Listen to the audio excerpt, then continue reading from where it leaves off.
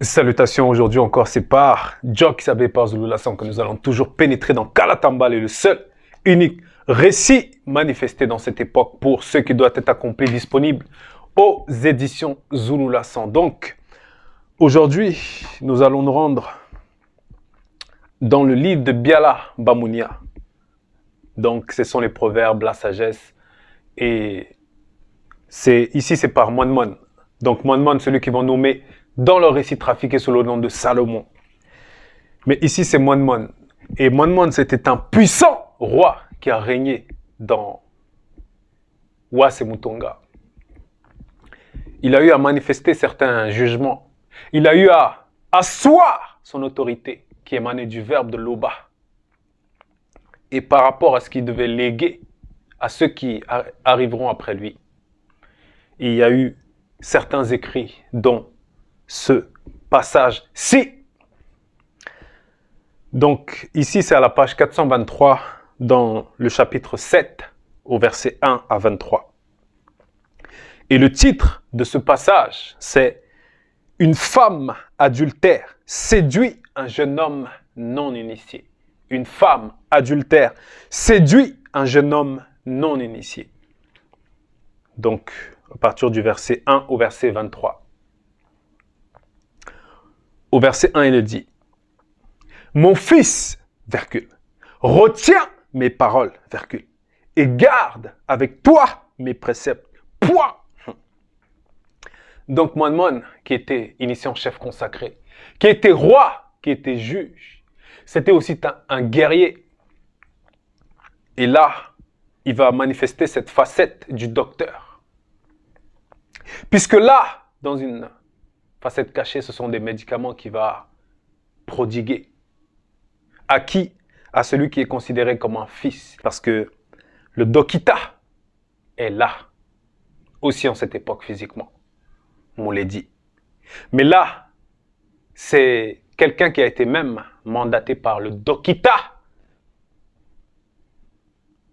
Zulu Lassan, à son époque qui parle, sous l'inspiration. Mon fils, retiens mes paroles et garde avec toi mes préceptes. Point. Donc, ces paroles, ça peut être, voilà, les proverbes, que ce soit dans Mulangwedi, que ce soit, voilà, dans son livre secret. Et par rapport à ces paroles, c'est parce qu'il a accepté ces paroles. C'est parce qu'il a manifesté ces paroles-là qui émanent du verbe de Loba, comme nous l'avons dit plus tôt, et c'est sous l'inspiration. Et garde avec toi mes préceptes, point. Donc les préceptes, ce sont toujours des lois, ce sont toujours des manifestations qui doivent maintenir un certain équilibre dans le royaume, ou bien dans les êtres, dans le corps. Verset 2. Observe mes préceptes, virgule, et tu vivras, deux points, point virgule plutôt. Il dit ici, observe. Lorsqu'on observe quelque chose, c'est qu'on a déjà prêté attention à cela. C'est qu'on considère déjà cette chose-là au point de l'observer. Ça veut dire que notre attention est focalisée maintenant sur cela. Ça va symboliser, puisque là, souvent c'est par les yeux qu'on va dire qu'on observe, même si dans l'invisible, voilà. C'est le fait de mettre en pratique. Mais ici, il est néanmoins dit, observe mes préceptes, virgule, et tu vivras, point virgule. Oui, puisque les manifestations des règles, des commandements, etc., que l'on reçoit du verbe de Loba, c'est fait pour nous donner une existence qui est digne, selon le verbe. Ça veut dire que on a un but. On n'est pas en train de tâtonner que, voilà, dans tel ou tel jour, qu'est-ce qui va advenir? Puisqu'on a déjà des règles. C'est comme sur l'autoroute, il y a des panneaux de... Tu sais que là, si tu vas par là, tu sais où tu vas arriver à destination. Donc ce sont comme des signalisations. C'est un code aussi. Garde mes enseignements comme la prunelle de tes yeux. Point. Oui, donc, c'est d'abord être conscient du message. C'est d'abord être conscient du message, puisque l'âme, l'esprit, le corps, tous ces êtres ont des yeux. Et lorsqu'on pénètre par rapport au verset 2, on va se rendre compte que les yeux aussi, c'est en forme de cercle. En forme de cercle. Donc on doit garder cela, les enseignements, comme si c'était la prunelle. Donc c'est quelque chose de très précieux, parce que sans les yeux, on ne peut pas réellement jouir. D'autres vont dire qu'il y a d'autres sens qui vont être plus réceptifs, ou bien, oui, plus réceptifs par rapport à, alors, voilà, par rapport à la normale. Mais néanmoins ici, mon nom nous fait comprendre, garde mes enseignements comme la prunelle de tes yeux. Point. Verset 3. Lis-les spirituellement sur tes doigts, virgule. Inscris-les spirituellement dans le mystère caché de ton esprit. Point. Donc ici, le Dokita, qui a été mandaté par Jock Sabé, par Zulu Lassan, il va faire un scanner des trois êtres. Et puisqu'il est initié en chef consacré. Donc il voit en profondeur. Il a expérimenté ces choses et il dit, lis-les spirituellement sur tes doigts, virgule. Oui, parce que les doigts, elles vont nous servir à œuvrer. De même que, voilà, le corps tout entier sert à œuvrer par rapport au visible. Mais là, voilà, ça peut être par rapport aux choses du quotidien, par rapport au fait de lire Kalatambale, ceux qui ont le rouleau physiquement. Et voilà, ne pas toucher n'importe quoi, ne pas s'égarer. Ne pas s'égarer. Inscris-les spirituellement dans le mystère caché de ton esprit. Point. Donc ici, il y a une inscription. Il y a une écriture qui doit être manifestée spirituellement dans le mystère caché de ton esprit. Point. C'est très important. Parce que c'est l'éclairage. C'est l'éclairage. Verset 4. Dis à la sagesse, 2 points. Tu es mon allié, point d'exclamation. Donc ici, Mohamed nous recommande de converser avec les préceptes, avec les recommandations. Puisque lui, il a eu aussi à passer par là. Lorsqu'il a conversé avec Mouta Teddy par rapport au songe qu'il avait fait, il avait demandé pour pouvoir gouverner. Donc il est rentré intimement dans l'initiation. C'est pour ça qu'il nous dit ici, dis à la sagesse, tu es mon allié.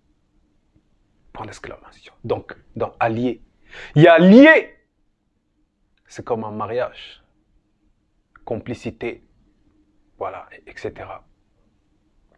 Il y a une certaine complicité ici. Il y a le dialogue. Il y a le respect. Il y a la considération.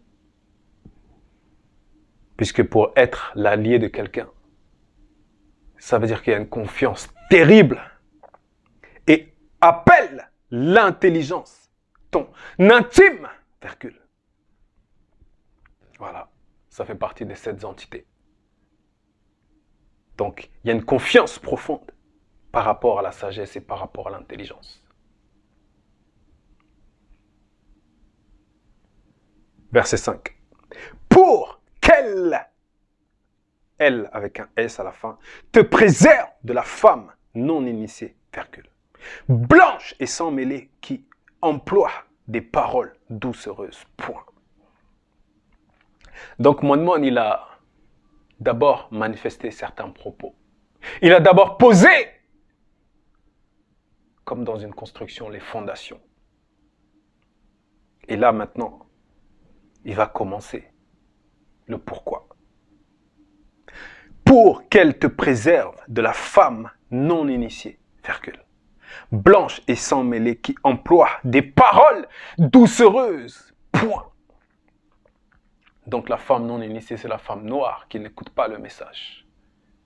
La femme blanche et sans mêlée, ce sont, par rapport à la génétique, elles ont été manifestées dans le passé pour, voilà, contrecarrer les pas de l'homme noir.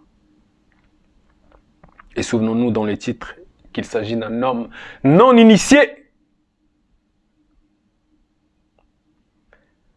Voilà. Qui emploie des paroles doucereuses. Donc les femmes non initiées, blanches et sans mêlée, on nous dit ici qu'elles emploient les paroles, des paroles doucereuses. Ça veut dire que leur état d'esprit, ça veut dire que leur, voilà, de par leur essence, de par leur nature, il y a quelque chose qu'elles ont capté, qu'elles ont compris et qu'elles vont utiliser. Verset 6. J'étais à la fenêtre de l'une de mes demeures, somptueuse, non connue des non-initiés, virgule, des blancs et des sans-mêlés, virgule, et je regardais au dehors, point. Donc, Mon c'était un puissant roi, initié en chef consacré. Il a eu à manifester certaines constructions. C'était un puissant bâtisseur. Et ici, il dit, j'étais à la fenêtre de l'une de mes demeures, somptueuse, non connue des non-initiés, virgule, des blancs et des sans-mêlés, virgule, et je regardais au dehors. Point. Donc ici, ça va symboliser les yeux qui vont voir une scène, qui vont assister à une scène. Verset 7. J'aperçus parmi les non-initiés inexpérimentés, virgule. Et je remarquais parmi eux un jeune homme non initié, dépourvu de sens. Point. Voilà. Donc, par rapport à son territoire ici, où était cette demeure-là, Mon nous fait comprendre qu'il y avait des non-initiés néanmoins qui vivaient. Et celui-là, il était dépourvu de sens. Parce qu'il y a, voilà, il y a plusieurs sortes de non-initiés, mais même si tous sont dépourvus de sens, ce n'est pas tous qui ont la même moralité.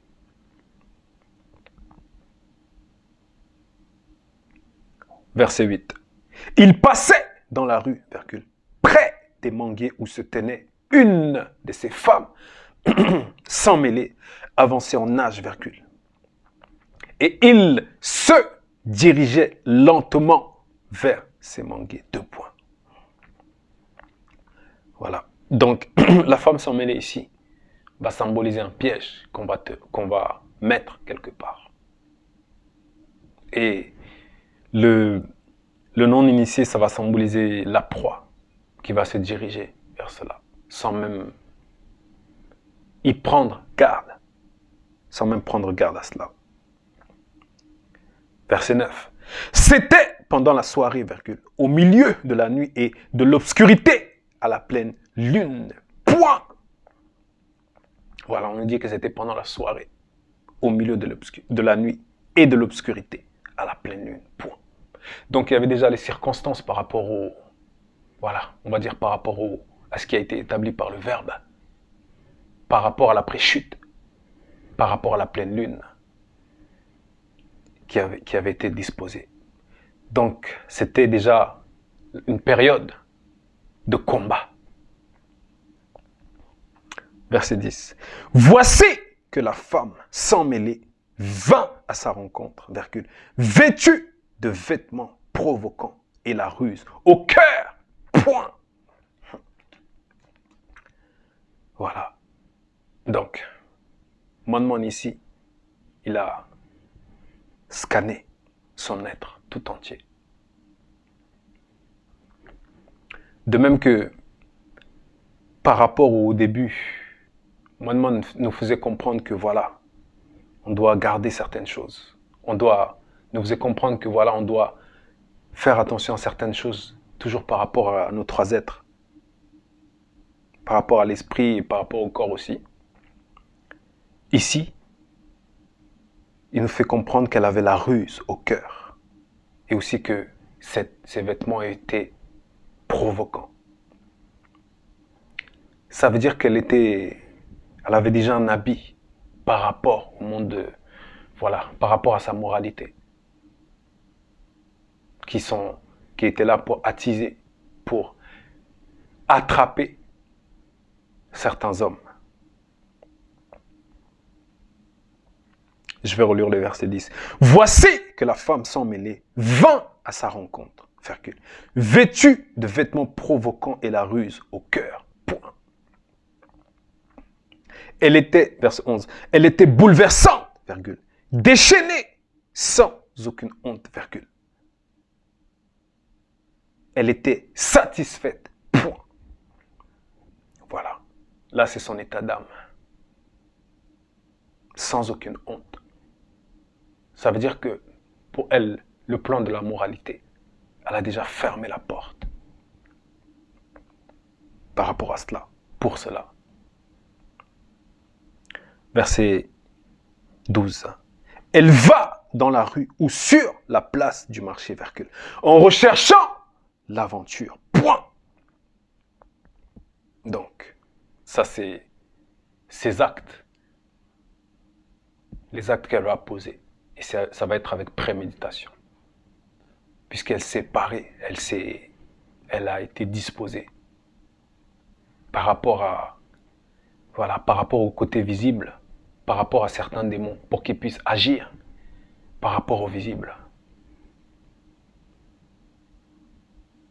Donc c'était avec préméditation ici.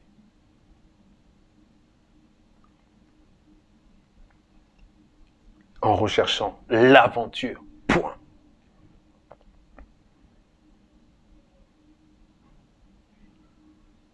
Verset 13. Elle le saisit et l'embrassa, et le regardant droit dans les yeux, avec assurance. Et elle lui dit 2 points. Donc, déjà, ici, à aucun moment, on nous a fait comprendre qu'ils étaient liés par quelconque mariage. Puisque c'était une femme sans mêlée. Et lui, c'est un non-initié. Donc les non-initiés, ce sont des noirs. Ce sont des noirs pour ceux qui ne le savent pas. Donc, elle va venir vers lui, elle va le saisir, elle va l'embrasser directement. Ça veut dire que, déjà même par rapport à sa protection naturelle, par rapport au fait qu'il soit de race noire, elle ne va même pas respecter cela en fait, par rapport à cette loi-là qui interdit le mariage, ou bien l'union, ou bien voilà. Elle ne respecte même pas cela. Elle le saisit et l'embrassa. Donc il y a déjà le contact. Et le regardant droit dans les yeux avec assurance, et elle lui dit 2 points. J'avais promis un sacrifice à Djengou pour la remercier, et je l'ai offert aujourd'hui. Point.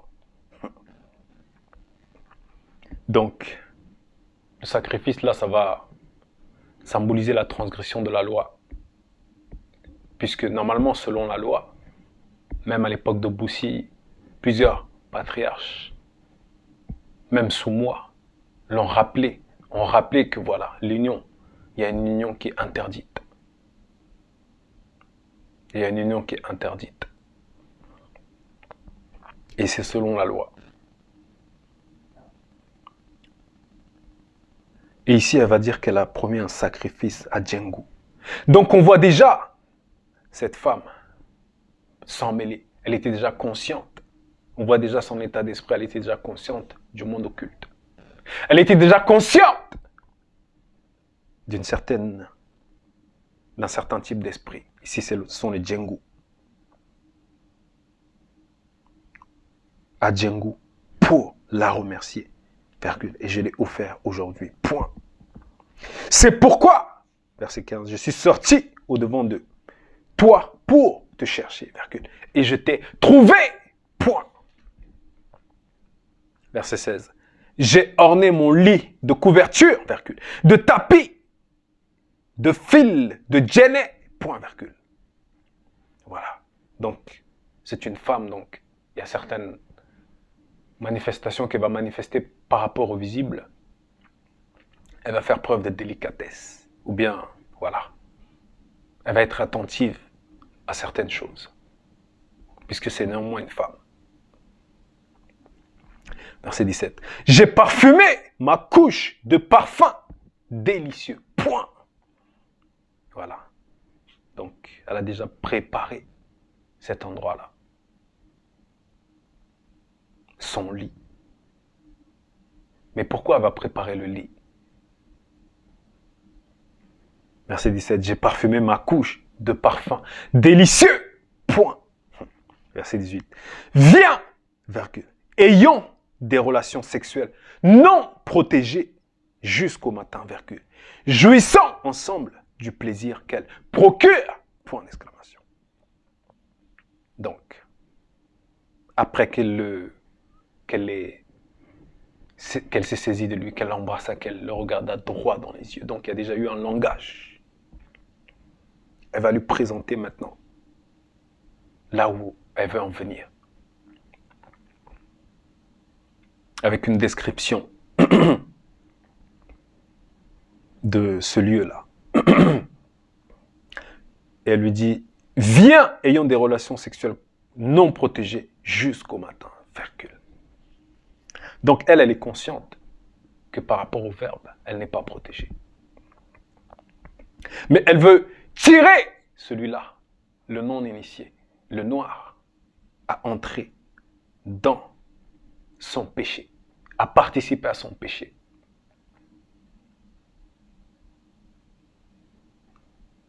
Déjà, et par rapport au fait que, voilà, elle est sans mêlée et lui, il est noir. Jouissons ensemble du plaisir qu'elle procure, point d'exclamation. Donc celle-là, elle est déjà consciente de ce plaisir, selon elle, que procurent les relations contre nature, en tout cas sexuelles, non protégées. Puisque si on entre profondément par rapport au mariage, c'est un acte qui doit être approuvé par le verbe. Déjà. Ça veut dire qu'on ne va pas se lever, bon, les gens ne vont pas se lever et se marier comme ça là. En tout cas, s'ils sont dans le verbe, il y a toujours un apprentissage qui doit être manifesté. Il y a plusieurs étapes à suivre. Mais là, elle vient de... Déjà, elle méprise cela par rapport à son état d'esprit. Et même par rapport à sa couleur.